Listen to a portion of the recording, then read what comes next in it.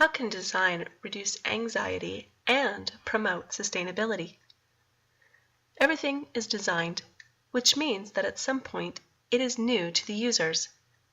This means there will be an introduction and a period of time needed to learn about it. Initially, there may be anxiety regarding a new sustainability, design, or practice.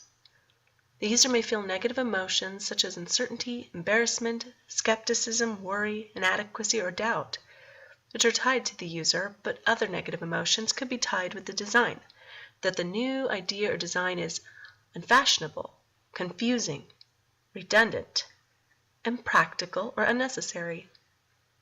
Some past examples of this are recycling paper, reusable grocery bags, or electric cars.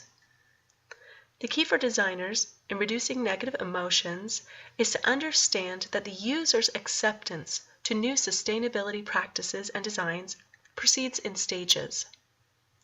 This theory means that the designers can participate in any of the stages to facilitate therapeutic results or relieve the stress of attempting to assimilate and understand a new design or practice for the user.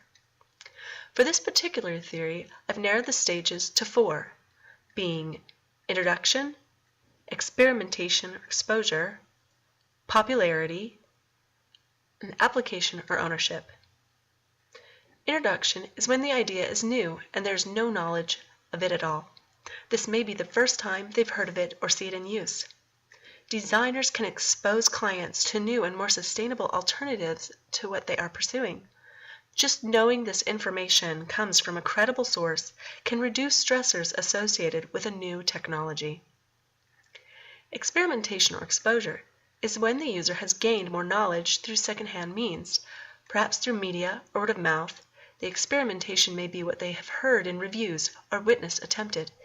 Here, through the designer's guidance, users have the opportunity to try something new while stressors are mitigated.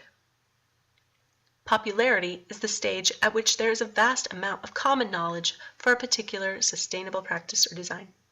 By this point, the user is fairly familiar with the design or knows of people who are. This stage lends itself very well to a designer proposing the sustainable features, processes, finishes, and aspects of the design in order to have a therapeutic effect.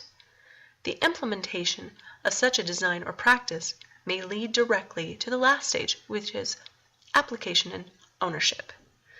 This stage is when the user can enjoy the benefits of sustainability education in a therapeutic aspect.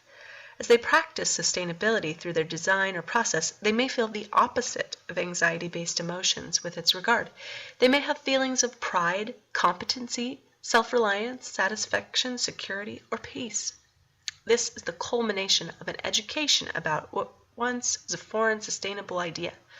Designers often construct their design with this end result in mind. Beyond this end result, though, designers should remember the previous stages and how their design can accommodate the learning curve it takes to reach the application or ownership stage in order for the user to get the most use and enjoyment out of it.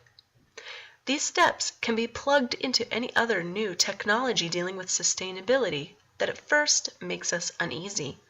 Once we become introduced to it and more knowledgeable, we discover the therapeutic conditions of sustainability education through our exposure. Created using Powtoon.